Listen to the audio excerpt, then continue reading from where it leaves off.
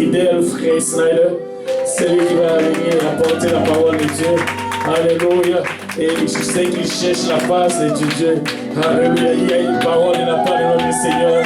Et j'aime ça, je vois nos jeunes. Alléluia. Et porter la parole de Dieu. Et c'est. Alléluia. C'est juste que ce n'est pas lui. Puis très très bientôt, vous allez voir, vous allez étonner. D'autres encore vont venir pour amener la parole de Dieu. Alléluia. Gloire au nom de Jésus. Même si quand on le dit, peut-être qu'ils vont trembler dans les jambes, mais ils vont prêcher la parole de Dieu de toute façon. Amen. Alléluia. Gloire au nom de frère Snyder. Viens, prends ta liberté et parle-nous de la part de Dieu. Alléluia. Et dis tout ce que le Seigneur me met dans ton cœur. Alléluia. On veut juste entendre la part de Dieu.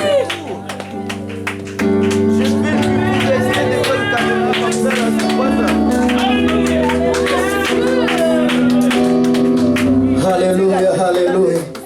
Pouvons-nous battre nos mains encore une fois pour le Seigneur. Alléluia, pouvons-nous élever son Seigneur. Alléluia, pouvons-nous exalter le nom de Jésus. Alléluia, le nom qui est au-dessus de tout le nom. Alléluia, Jésus. Pouvons-nous l'adorer encore une fois. Alléluia. Et pour ce Dieu des cris de joie. Pour ce Dieu des cris de joie. Alléluia. Élevez son Seigneur. Lui seul est digne, alléluia. Béni soit ton nom, Jésus-Christ, Papa, alléluia. Alléluia, Jésus. Alléluia, alléluia. Merci, Jésus. La paix de Dieu soit avec vous. Amen. Aujourd'hui, c'est un grand privilège pour moi de me tenir devant vous afin d'apporter la parole de Dieu. Alléluia. Je rends grâce à Dieu de m'avoir donné ce souffle de vie. Et lorsque je regarde, je ne méritais pas cela. Mais dans son amour, dans sa bonté, il me l'accorde. Mais je lui rends gloire à Dieu. Et je remercie le Seigneur pour ma famille qui est ici aujourd'hui. Spécialement ma mère, alléluia. Amen. Je donne l'honneur au pasteur Kaosi qui n'est pas là, ainsi que le pasteur Lick et sa famille. Alléluia.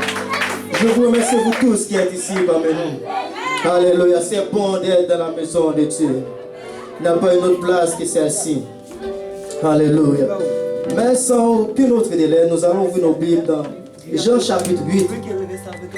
À partir du verset 31 jusqu'à verset 26. On va lire juste 5 versets. Jean chapitre 8, verset 31 jusqu'au verset.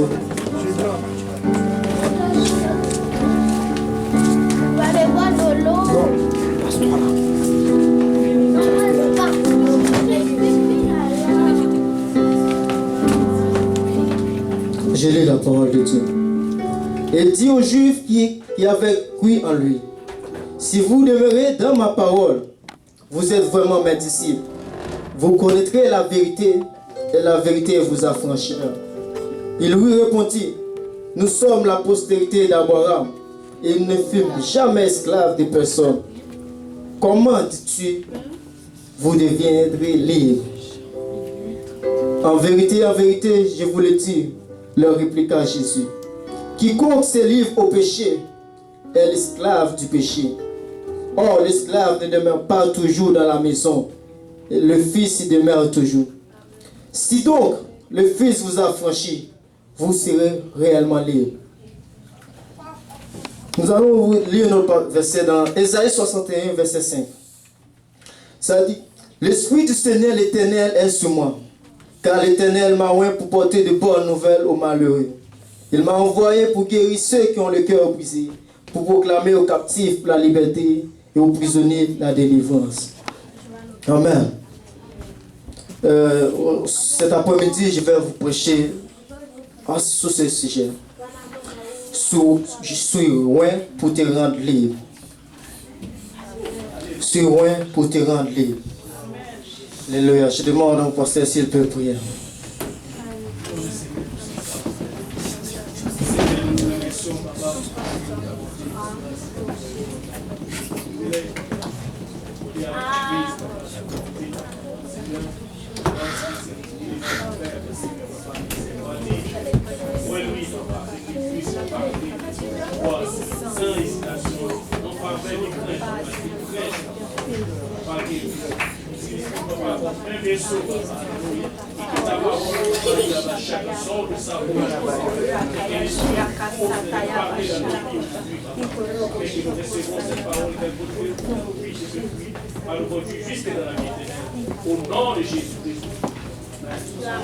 Que tout le monde dise au nom de Jésus.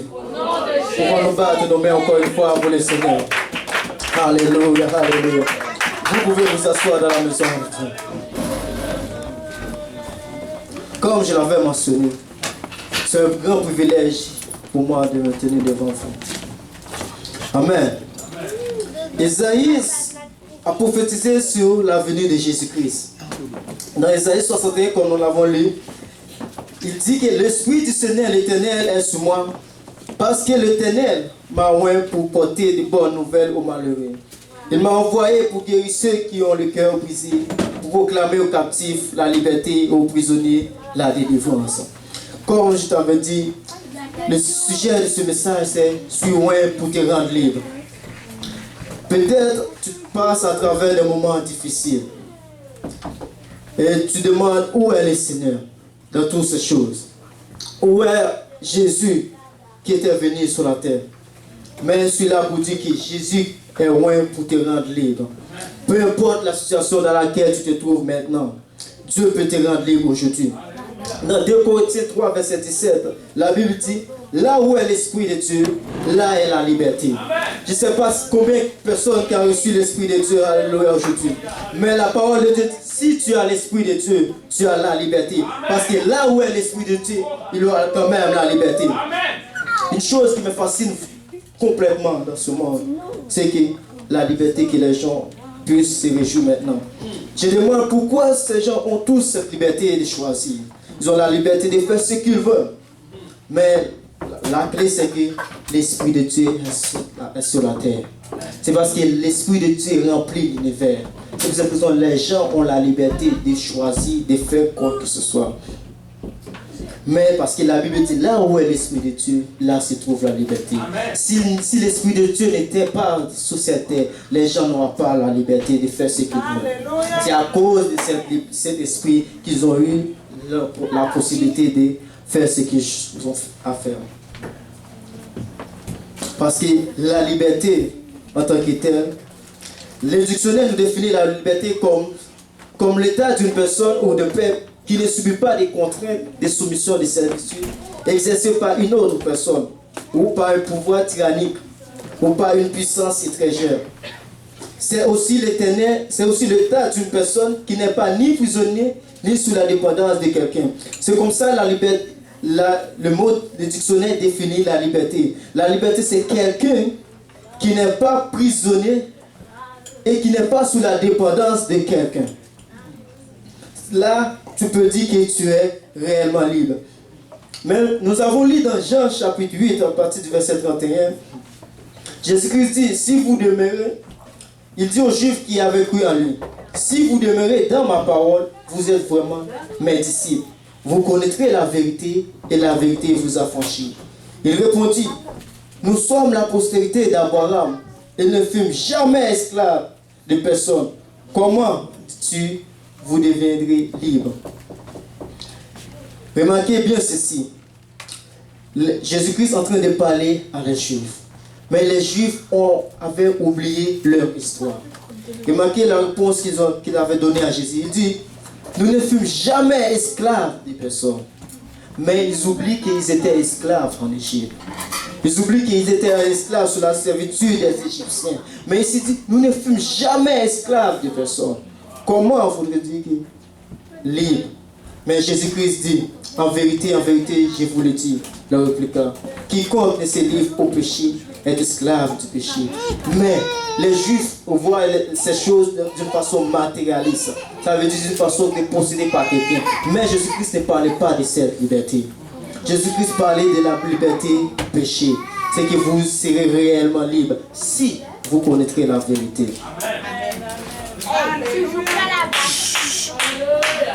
Dans la nature, il existe plusieurs formes de liberté. Il y a la liberté individuelle. C'est que les gens peuvent choisir de faire ce qu'ils veulent, mais en respectant la loi. Ce n'est pas parce qu'on a la liberté qu'on peut faire n'importe quoi. Exemple, nous, ici au Canada, nous sommes dans un pays libre. Nous pouvons faire tout ce que nous voulons, mais en respectant les autres. Et exemple très clair, pourvu que je suis au Canada, je conduis une voiture, la loi me dit que je dois arrêter au feu rouge et je dois le faire. Ce n'est pas parce que je suis libre que je dois franchir le feu rouge, malgré que je sais que je suis libre de le faire. Mais tu dois aussi obéir. Aussi, il y a aussi la liberté politique. C'est le pouvoir d'exercer une activité politique, ça c'est dans les affaires gouvernementales.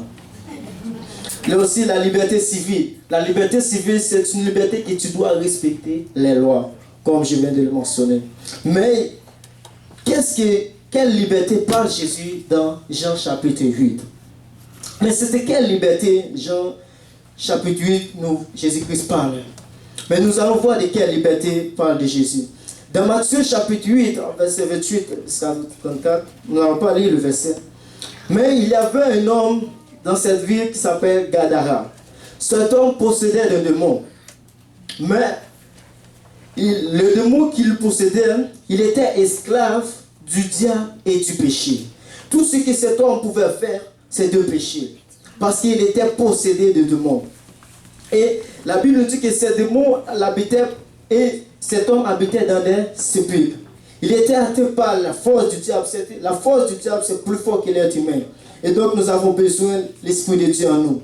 Mais la Bible nous dit que lorsque cet homme était possédé du démon, mais il n'y avait personne qui pouvait le maîtriser. Et personne n'était incapable de se libérer cet homme. Parce on l'enchaînait. Tout autour de lui, il y avait des fers qui étaient liés à ses pieds. Il était si fort même qu'il arrivait au point de briser les chaînes qu'on lui mettait dans ses mains. Cet homme était esclave du péché.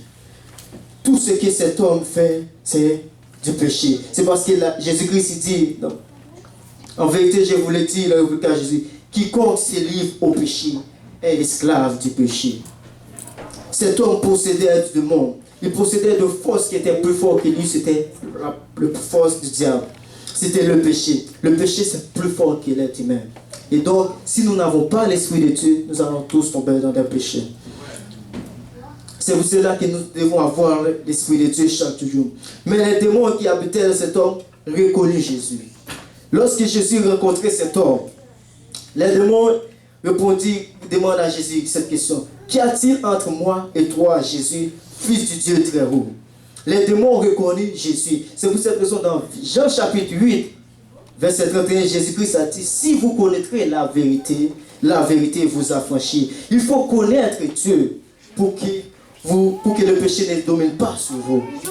Parce que le péché est tellement fort que si tu n'as pas l'Esprit de Dieu, tu vas tomber. Et pour combattre le péché, il faut connaître Dieu. Oui, c'est bon d'entendre parler de Jésus. Oui, c'est bon d'entendre de venir à l'église et d'entendre des prédications prêches. Mais c'est mieux aussi de connaître Jésus. Parce que tu ne peux pas faire confiance en quelqu'un que tu ne connais pas. Tu dois connaître Dieu. Connaître Dieu, ce n'est pas juste le fait de venir à l'église. Connaître Dieu, c'est avoir une vie de prière. C'est une relation intime avec Dieu pour connaître Dieu. C'est pour cette raison qu'il a dit, si vous connaîtrez la vérité. Parce que la vérité en tant que telle, c'est Jésus-Christ. Amen. Mais cet homme possédait des démons, personne n'était capable de libérer cet homme. Mais lorsque Jésus-Christ est venu, les démons ont reconnu Jésus. Les démons ont dit, non, qu'y a-t-il entre moi et toi, Jésus? Et lorsque Jésus-Christ a vu cette personne, il a eu compassion envers lui. Il a eu compassion envers lui et Jésus s'est arrêté et il a libéré cet homme. Parce qu'il n'y avait personne qui pouvait libérer cet homme. Jésus seul pouvait le faire. Il a ordonné aux démons de sortir de cet homme parce que cet homme était en captivité par le diable. Et cet homme ne pouvait pas se libérer lui-même si Jésus-Christ n'était pas là. Et si quelqu'un a péché, nous avons un avocat auprès de Dieu, c'est Jésus-Christ, notre Seigneur. Jésus nous connaît tous sans exception. Il sait ce qui nous lie. Il veut te rendre libre aujourd'hui, je vous le dis. Amen. Mais pour que Dieu te rende libre, il faut que tu ouvres ton cœur envers lui. Il faut entrer. Si tu ne veux pas, Dieu entre, mais le diable va entrer. Parce qu'il y en a deux seulement. Il n'y en a pas trois. Soit que Jésus, soit que le diable. Et si Jésus ne rentre pas, c'est le diable qui va entrer. Parce qu'un homme qui est lié du péché ne peut être libre que par Jésus-Christ. Parce que personne n'était venu sur cette terre pour te sauver de tes péchés que Jésus-Christ. Parce que Christ est notre libérateur. Amen. Et c'est pour cette raison que la Bible dit, partout où se trouve son esprit, partout où tu es, il faut avoir la liberté. C'est une chose qui est ordonnée même par la nature. Amen. Parce que la nature ne peut pas résister au pouvoir de Dieu. Parce que si Dieu est ici, il faut avoir la liberté. Amen. Mais c'est toi qui dois chercher cette liberté. Dans 2 Corinthiens 3, et cet esprit est en nous aujourd'hui. Et si nous avons l'esprit de Dieu, nous pouvons dire nous avons la liberté. Amen. Mais la liberté ne va pas venir automatiquement. C'est un processus. Amen. Ça vient graduellement. Amen. Mais en faisant des efforts, en faisant des travaux pour Dieu, et ça va venir comme ça. Et si vous avez l'esprit de Dieu, vous avez la liberté. Il faut avoir l'esprit de Dieu pour être libre. Sinon, tu es toujours esclave. C'est pour cette raison que Jésus-Christ a dit, suis loin pour te rendre libre. Ce n'est pas pour te condamner. Oui, il sait que tu es un péché. Oui, il sait que s'il va te libérer de ceci, que tu vas le faire encore, mais il veut te rendre libre quand même. Jean 8, 32 nous dit, vous connaîtrez la vérité et la vérité vous affranchit. Si donc le Fils vous affranchit, vous serez réellement libre. Mais pour être libre, le Fils doit vous affranchir. Il faut connaître la vérité pour être libre. C'est pourquoi Jésus, je vous ai dit que vous mourrez dans vos péchés. Car si vous ne croyez pas ce que je suis, vous mourrez dans vos péchés. Et vous ne pouvez pas connaître Jésus-Christ hors d'une relation intime. Tu dois avoir une relation intime avec Dieu. Car le Christ est la vérité qui affranchit tous ceux qui croient en lui. Tant que tu ne t'installes pas exclusivement dans la vérité de Christ, le condamnateur aura pouvoir sur toi. Tant que tu ne connaîtras pas Dieu, le diable quand même aura toujours le pouvoir sur toi. Il aura toujours le pouvoir de te dominer. Le péché aura toujours le pouvoir sur toi si tu ne connais pas Dieu. Parce qu'il faut connaître Dieu. Parce que l'esprit de... Lorsque Jésus-Christ était sur la terre, il était entré dans le temple. Il a lu le passage d'Ésaïe. Il a dit, l'esprit de Dieu m'a proclamé la liberté aux prisonniers. C'est pour te rendre libre. Ce n'est pas pour te condamner. Amen. Parce que tant que tu seras sous la condamnation, même si tu viens à l'église, tu es toujours esclave. Même si tu viens à l'église, tu es toujours esclave. Il faut connaître Dieu. Parce que le péché est plus fort que l'être humain. Et tu ne peux pas vaincre le péché par toi-même, par ta volonté. C'est pour cette raison que Jésus-Christ était venu sur la terre pour te rendre libre. Dans Jean 1, 17.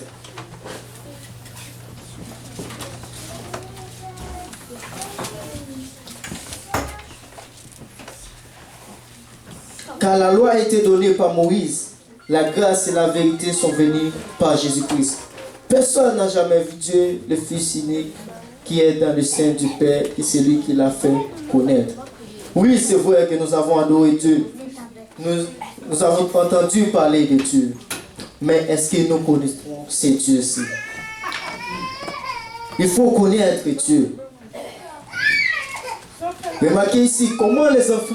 Ce que je regarde vraiment dans la libération des enfants d'Israël en Égypte. Regardez Exode chapitre 3, verset 20.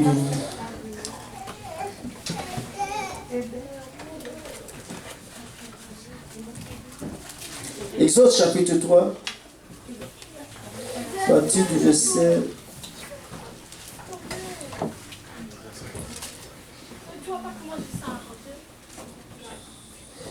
Verset 7 jusqu'à verset 8. Ici, c'était Moïse qui avait rencontré Jésus-Christ, qui avait rencontré Dieu. L'Éternel dit, j'ai vu la souffrance de mon père qui est en Égypte, et j'ai entendu les cris qui font pousser ses oppresseurs, car je connais ses douleurs. Je suis descendu pour le délivrer de la main des Égyptiens, pour le faire monter de ce pays dans un bon et vaste pays, dans un pays où coule le lait et le miel, dans les lieux qui habitent les Cananéens, tous les siens. Ici que les enfants d'Israël étaient en esclavage dans le pays d'Égypte. Les Égyptiens leur forçaient de faire des travaux forcés. Ils étaient tous esclaves, mais personne ne pouvait leur libérer. Personne n'était en mesure de libérer les enfants d'Israël.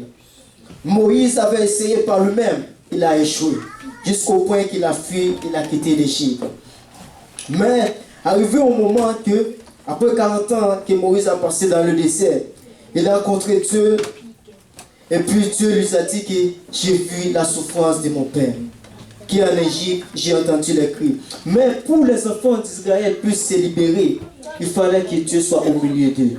Parce que là où est l'Esprit de Dieu, là se trouve la liberté. Parce que l'Esprit de Dieu n'était pas encore envers ses enfants d'Israël. Oui, parce que Moïse a essayé par lui-même, mais il n'a pas essayé par l'Esprit de Dieu. C'est pour cette raison que ici Dieu a dit à Moïse, je suis descendu pour le délivrer de la main des Égyptiens. Si Dieu n'avait pas descendu, les enfants d'Israël allaient toujours rester dans l'esclavage. Parce que là où est Dieu, il y a la liberté. Là où est l'Esprit de Dieu, il y a la liberté. Mais si vous avez l'Esprit de Dieu aujourd'hui, vous avez la liberté. Vous avez la liberté. Peut-être vous ne le réalisez pas encore, mais je vous le dis que tu as la liberté. Alléluia, tu as la liberté. Tu as une liberté. Ce n'est pas une liberté pour pécher. Ce n'est pas une liberté pour faire quoi que ce soit que tu veux. Mais c'est une liberté que le péché, le diable n'a pas le pouvoir sur toi. Alléluia. C'est pour cette raison que Dieu a dit à Moïse, je suis descendu pour le délivrer de la main des Égyptiens. Parce que lorsque Dieu a descendu, c'est que Pharaon n'a pas de pouvoir sur les enfants d'Israël. Lorsque Dieu a descendu, Pharaon ne pouvait pas ne pouvait pas retenir les enfants d'Israël en esclavage. Mais il fallait que Dieu soit descendu pour que les enfants d'Israël puissent libérer. Malgré le fait que Dieu a choisi Moïse, Moïse lui seul ne pouvait pas libérer les enfants d'Israël. Mais il fallait que Dieu soit au milieu des enfants d'Israël. Mais Dieu nous a donné son esprit. C'est pour que nous puissions être libres. Libres du péché. Et pas libres pour faire le péché, mais libres du péché. C'est que le péché n'a pas de pouvoir sur toi. Le diable n'a pas d'autorité sur toi. Mais si le diable te domine aujourd'hui, c'est toi qui lui donnes la domination. Amen. Et si le péché te garde en captivité, c'est toi qui lui donne la possibilité de te garder en captivité. Parce que là où est l'esprit de Dieu, il y a la liberté. Amen.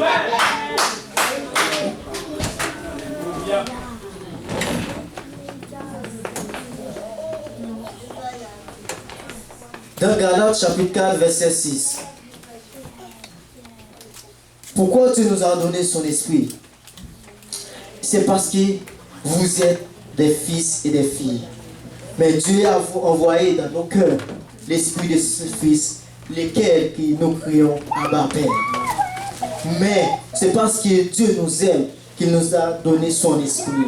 Ce n'est pas parce que nous avons fait quelque chose de bon, mais c'est parce que dans son amour, il a trouvé ça de bon de nous donner son esprit.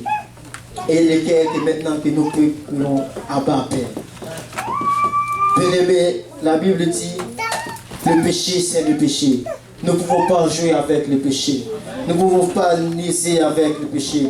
En tant que chrétien, nous ne pouvons pas être chrétiens sélectifs. En questionner qu'est-ce qui est péché, qu'est-ce qui n'est pas péché.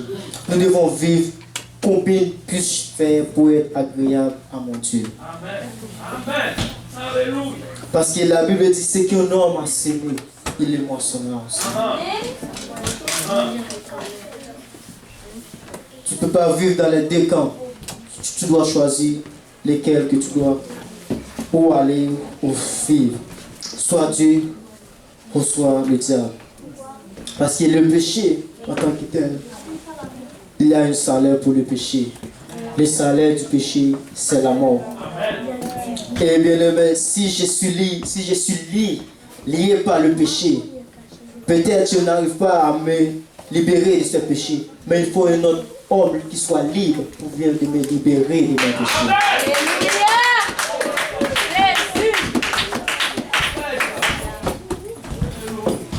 Dieu a dit dans Jean que le monde ne connaîtrait pas Dieu, mais nous connaissons Dieu parce que nous avons reçu son esprit. Pourquoi Dieu nous a donné l'esprit? C'est parce que Dieu veut que nous soyons libres. Dans notre histoire, nous parlons toujours d'un homme qui s'appelle Capois la mort. Et cet homme voulait libérer les Haïtiens de l'esclavage des Blancs. Mais lui, la plupart des hommes pensaient qu'ils étaient esclaves. Mais Capois la mort avait une pensée, c'est qu'il était un homme libre. C'est que s'il est libre, il doit lutter pour avoir cette liberté. Et s'il est libre, il doit voir que ces gens aussi qui sont autour de lui soient libres. C'est pour cette raison nous sommes libres. Même le monde ne sait pas s'ils sont esclaves du péché. Mais il faut envoyer un homme libre pour aller les libérer.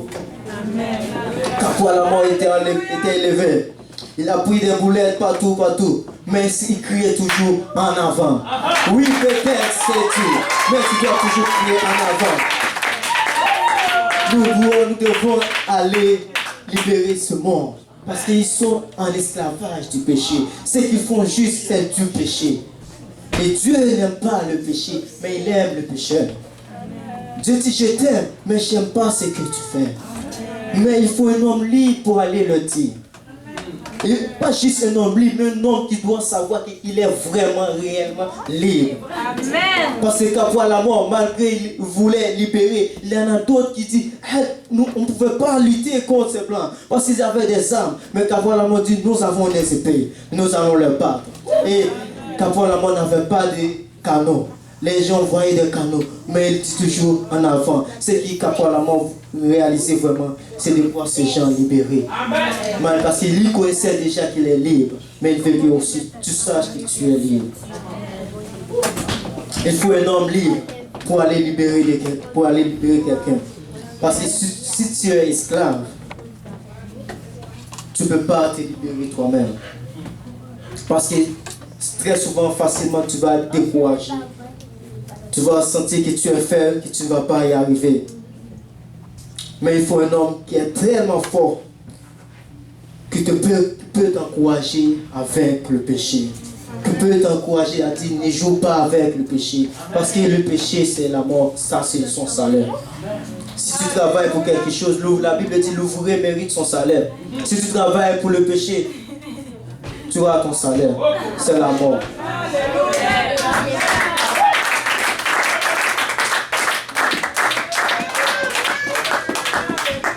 Dans Romains chapitre 6, Paul nous parle d'une chose. Paul nous dit que, car lorsque nous étions esclaves du péché, tout le monde ici était esclave du péché un jour. Tout le monde ici n'était pas... Nous ne sommes pas tous venus ici en Christ de la même façon. Nous tous étions des pécheurs. Il n'y avait pas de bons et de mauvais péchés. Tout péché, c'est péché devant Dieu. Paul nous dit que lorsque nous étions esclaves du péché, nous étions libres à l'égard de la justice. Ça veut dire quoi? Lorsque ce monde est dans le péché, ils sont libres pour pécher. Ils sont libres pour pécher. Parce qu'il est esclave du péché. Mais Paul nous dit, quelle fruit portez-vous alors? Des fruits dont vous rougissez aujourd'hui. Romains 6, chapitre 6, verset 20. Car la fin de ces choses, c'est la mort. Mais maintenant, étant affranchis du péché et devenus esclaves de Dieu, vous avez pour fuir la sainteté et pour fin la vie éternelle. Lorsque nous sommes affranchis du péché, maintenant nous avons pour fuir la sainteté et notre fin c'est la vie éternelle. Mais lorsque nous avons pour fuir le péché, nous avons pour fin la mort et dans les temps de fin, dans les temps de feu. Parce que le salaire du péché, c'est la mort. Mais le don gratuit de Dieu, c'est la vie éternelle. Ou en Jésus-Christ. Tu ne peux pas être libre en dehors de Jésus-Christ. Alléluia. Si tu veux être libre, tu dois entrer en Christ. Pas juste le faire. Oui, c'est bon d'obéir. Oui, obéir à l'évangile, c'est ça le premier état. mais il faut demeurer ferme. Remarquez ce que le mot que Jésus-Christ a utilisé dans Jean 8. Si vous demeurez dans ma parole. Oui, parce qu'il y a beaucoup de gens qui viennent à l'église. Ouais, alléluia. C'est bon de venir à l'église. Mais c'est encore mieux de demeurer dans la parole de Dieu.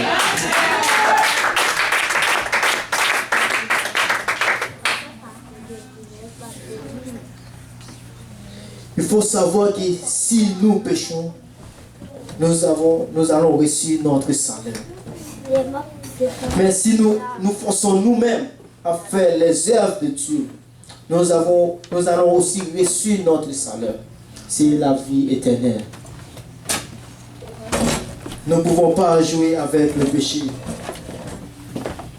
Et dans Galates 6, versets 7 et 8,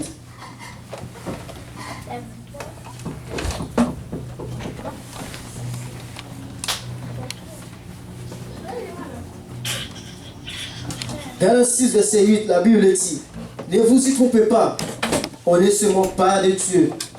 Ce qu'un homme aura semé, il le moissonnera aussi. Celui qui sème pour sa chair, moissonnera de la chair la corruption. Mais celui qui sème pour l'esprit, moissonnera de l'esprit la vie éternelle. Remarquez bien ce que Paul a dit. Il dit, ne vous y trompez pas. Il ne faut pas se tromper là-dessus. On ne se moque pas de Dieu. Regardez quel verbe il a utilisé. Ce qu'un homme aura semé. Ça veut dire, en d'autres termes, je comprends, c'est qu'un homme aura une pensée de faire. Il va le moissonner aussi. Il n'a pas dit que c'est qu'un homme sait maintenant, mais c'est qu'un homme va le faire. Il va le moissonner après. Parce que si tu penses à s'aimer la chair, tu vas moissonner la corruption à la fin. Tu ne peux pas planter un avocat et attendre que tu as un manguier. Ce que tu auras pensé pour faire, c'est ce que tu vas recevoir. Alléluia.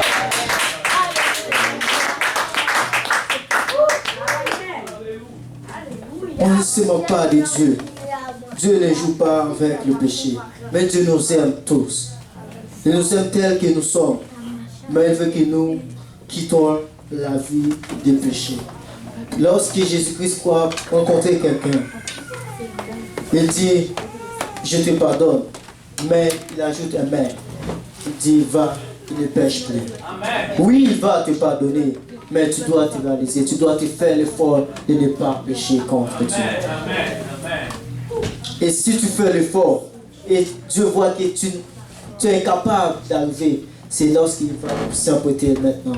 Il va te donner la force de le faire. Mais il faut avoir la volonté. Mais si tu n'es pas volonté, Dieu ne peut pas le faire pour toi. Parce qu'il te donne la liberté de choisir. Tu as la liberté de le faire ou tu as aussi la liberté de ne pas faire. C'est à toi de choisir.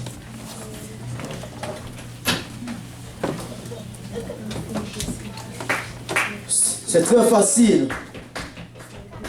C'est très facile d'obéir, de venir ici à l'église, obéir à l'évangile, repentir de nos péchés, baptiser au nom de Jésus, rempli du Saint-Esprit. Mais lorsque ça arrive que Dieu nous a dit qu'il faut faire notre pas en avant, c'est là que ça devient difficile à faire. C'est lorsqu'il arrive qu'à un moment que Dieu dit, ne reste pas là où tu es, marche. C'est là que c'est difficile. Mais Dieu voit toujours que si tu fais le premier pas, il va faire le deuxième avec toi. Amen. Mais il faut faire le premier pas. Peut-être c'est difficile. Peut-être c'est difficile de ne pas pécher. Mais si tu essaies juste un jour, tu décides, tu dis Seigneur, je ne peux pas pécher ce jour-ci. Et si tu arrives à le faire, demain, Dieu va te donner la force que tu ne peux pas pécher.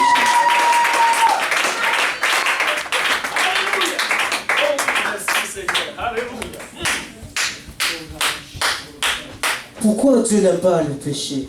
C'est parce que Dieu est saint. Moi, je considère le péché comme un labo. C'est que je considère Dieu comme quelqu'un qui a un vêtement blanc sur lui. Et donc, lorsqu'il la pousse sa mort vers lui, c'est ça qu'il fait comme ça. Et donc, la boue, ça sale le vêtement. Et donc, Dieu ne veut pas se salir. Donc, il n'aime pas le péché. Donc, nous, lorsque nous avons les habits blancs, on voit la boue, on fait attention à ne pas pécher. Ne pas être sali. Mais c'est parce qu'on ne veut pas ça. Dieu est comme ça. Dieu ne veut pas être péché.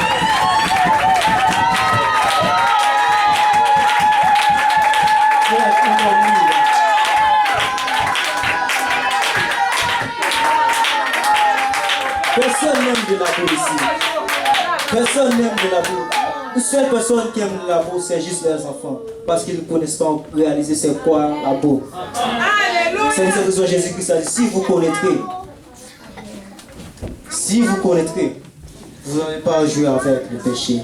Parce que ça va salir. Et dans mon royaume, je veux que ça soit propre.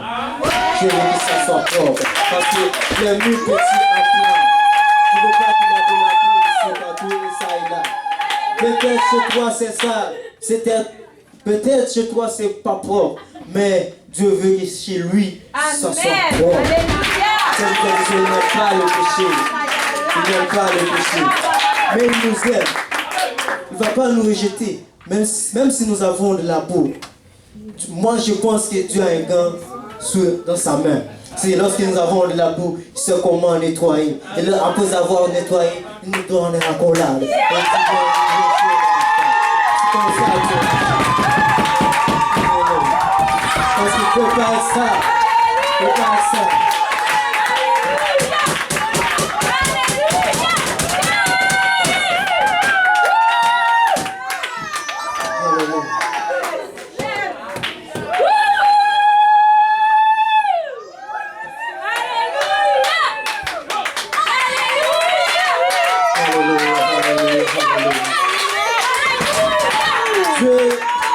Dieu juste, un Dieu bon, un Dieu fidèle. Peu importe notre état, il ne va pas nous rejeter. Ils acceptent tout le monde. Ils acceptent tout le monde. Mais après avoir connu Dieu, il faut faire un effort pour ne plus retomber là où nous étions avant. Dans Galates 5, verset 5, je vais conclure. Galates 5, 13. Ne faites pas de cette liberté un prétexte de vivre selon la chair. Mais rendez-vous par amour, servitez les uns les autres. Pour avoir connu Dieu, obéir à l'évangile. Paul nous dit, oui, nous avons la liberté, parce que l'Esprit de Dieu nous a rendu. Il nous a donné son esprit pour que nous puissions être libres. Même parce que le péché n'a pas de pouvoir sur nous. Il nous dit, ne prenez pas cette liberté un prétexte de vivre selon la chair. Lorsque nous sommes nés de nouveau, nous n'allons pas vivre selon la chair. Nous allons juste vivre selon l'esprit. Parce que la chair et l'esprit, ce sont deux choses opposées. Parce que tu peux voir la différence entre un homme pauvre et un homme sale. C'est deux choses contraires. Il ne faut pas jouer avec le péché, bien-aimé. Peut-être vous êtes ici si longtemps, vous luttez avec le péché. Vous n'arrivez pas avec le péché. Mais je suis là pour dire que l'Esprit de Dieu est parmi nous. Il peut te rendre libre aujourd'hui. Tu peux être libre du péché aujourd'hui. Peu importe le péché dans lequel tu fais face. Pas juste le péché, peu importe le problème que tu te trouves en ce moment. Dieu est ici pour te rendre libre. Alléluia. Là où est l'Esprit de Dieu, là où se trouve la liberté. Et bien aimé, si tu as l'Esprit de Dieu, selon la Bible, tu n'as pas le droit de posséder les démons. C'est là où Dieu est, le diable n'a pas sa place. Là où Dieu est, le péché n'a pas sa place. C'est pour cette raison, cet homme qui avait le démon criait lorsqu'il a vu Jésus. Avant, il ne criait pas, mais lorsque Jésus se pointe, il s'écriait.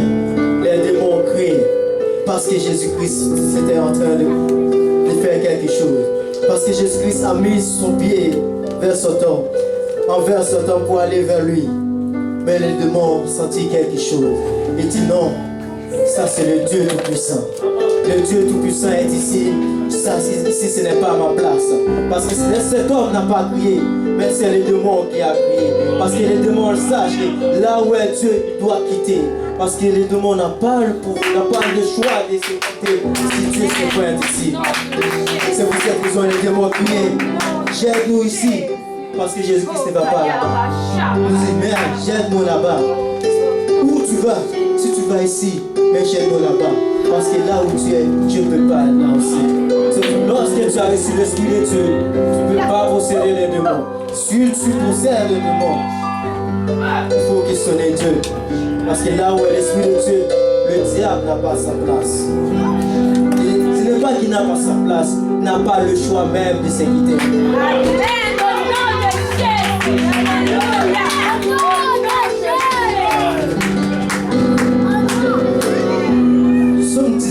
Psaume 119, à partir du verset 27, je conclue avec ce verset. 119, 27.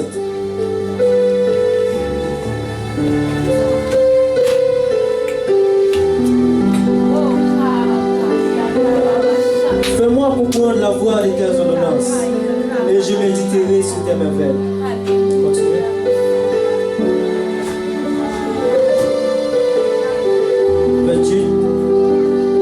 Mon âme pleure de chagrin. Élève-moi selon ta parole. Éloigne de moi la voie du mensonge et accorde-moi la grâce de suivre ta loi. Je choisis la voie de la vérité.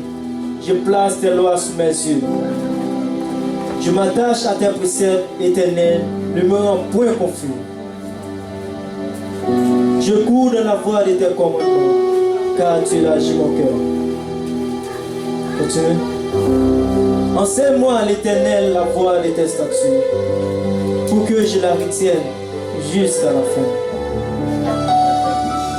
Donne-moi l'intelligence pour que je garde ta loi et que je l'observe de tout mon cœur. Ici, dans ce verset, j'ai remarqué que David fait trois choses. Verset 33, il a dit que enseigne-moi, l'Éternel, la voie de tes statuts. La première chose, tu dois apprendre, tu dois demander, on se lève tous ensemble. Tu dois demander au Seigneur de t'enseigner sa parole. Et ça, c'est la première chose. Enseigne-moi ta parole de tes statuts que je la retienne jusqu'à la fin. Continue. Donne-moi l'intelligence. Troisième chose, mais après avoir enseigné cette parole, il faut avoir l'intelligence pour comprendre. Et ça, c'est la deuxième chose. Après avoir eu la connaissance de cette parole, il faut la garder. Parce que si tu la gardes, c'est difficile de tomber dans le péché. Tu dois demander à Dieu de t'enseigner sa parole. Lorsqu'il t'enseigne cette parole, tu dois aussi avoir l'intelligence de comprendre. Et lorsque tu comprendras vraiment c'est quoi la volonté de Dieu pour ta vie, tu dois essayer toujours de garder la parole de Dieu partout où tu vas. Même si ton frère ou ta soeur ne te voit pas, mais tu dois juste savoir que Dieu t'a enseigné, t'a donné l'intelligence, mais maintenant c'est à toi de le garder. C'est toi, tu as la liberté de le faire. Tu peux le garder, tu ne peux pas le garder si tu veux. C'est toi qui vas choisir qu'est-ce que tu veux faire. Après avoir connu Dieu, est-ce que tu vas retourner? Non! Après avoir connu la vérité, après avoir que Dieu a passé son temps t'enseigner sa parole, il a dit à ses disciples, demeurer dans cette parole. Garde-la au coin de ton cœur. Médite-les jour et nuit. Si tu gardes sa parole, tu vas agir fidèlement. Si tu agis infidèle, peut-être c'est parce que tu ne gardes pas encore sa parole. Mais si tu la gardes, vraiment, tu vas agir fidèlement. Que le Seigneur vous bénisse.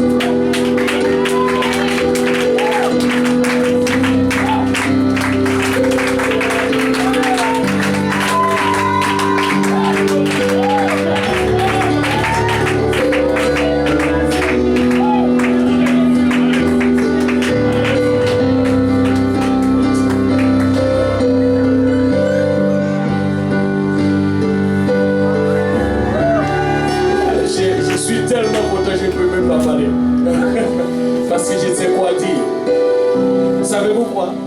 Ce n'est pas frère. C'est un jeune comme vous. Et là, regarde, ça c'est... Si vous avez manqué tous les respects, c'est tous les autres qu'il a prêché. Et il a donné 3 exemples clés ici.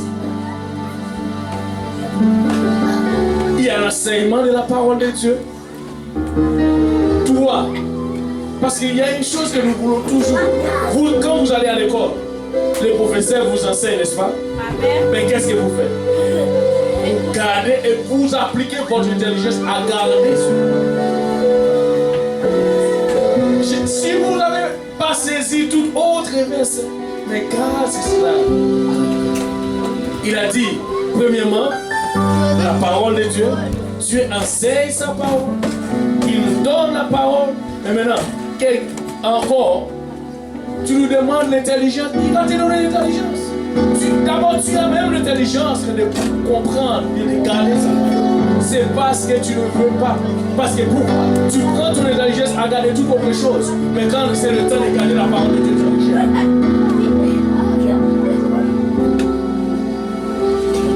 Waouh! Waouh! Regarde ton voisin et dis waouh! Ça fait la parole de Dieu. Waouh! Et en tout cas, ceux qui ne sont pas là aujourd'hui, ils ont manqué beaucoup de choses. Et c'est toujours bon de vivre cela en ligne. Vous pouvez parler, pardon, qu'est-ce que c'est? En direct, là, en direct. Là. Vous pouvez observer sur les choses et de regarder en direct ou en ligne ou regarder quelque part ailleurs. Waouh! La liberté de servir Dieu. C'est-à-dire, tu as la liberté de servir Dieu. Si tu ne sers pas Dieu, c'est parce que tu ne veux pas. Mais la Bible dit, il vient de dire que tu as la liberté. Écoute, et puis encore, il a donné le verset qui dit des fois, et c'est ça que tu fais avec ta liberté. Tu as la liberté, mais tu le prends simplement comme un prétexte pour vivre selon la chair. Et c'est ça qu'il a dit. Waouh! Waouh! Quel message! Waouh! Un jeune!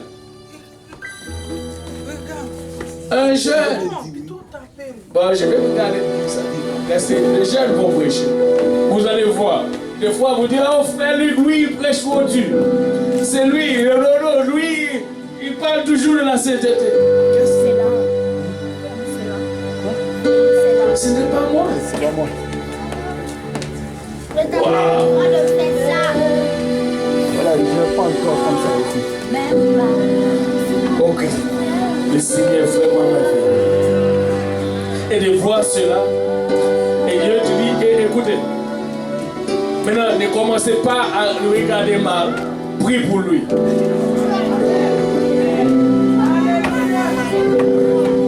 Ne commencez pas à lui regarder à l'envers. Prie pour lui plutôt. Pour qu'il cale ce qu'il a prêché, parce que c'est la parole de Dieu qu'il a prêché, nous devons prier pour lui. Amen. Waouh! Pouvons-nous battre nos mains pour le Seigneur Jésus-Christ? Alléluia! Je n'ai rien à ajouter encore. Mais maintenant, alléluia, si vous n'avez pas encore retrouvé cette liberté qu'il a prêchée, vous pouvez la voir maintenant. Alléluia! Et l'autel est ouvert. C'est bien que...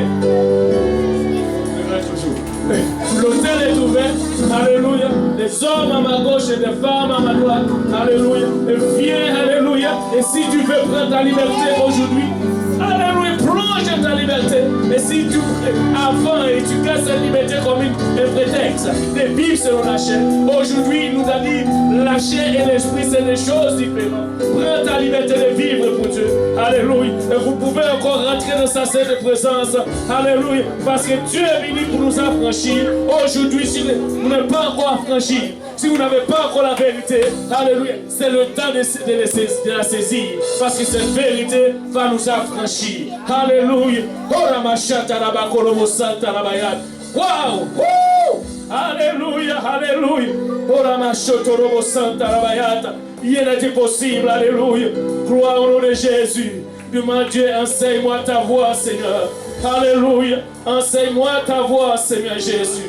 Alléluia. Non seulement de m'enseigner ta voix, papa, mais papa, donne-moi l'intelligence, Seigneur Jésus-Christ, à garder ta parole, Seigneur. L'intelligence, et je vais garder ta parole. Alléluia, Seigneur Jésus.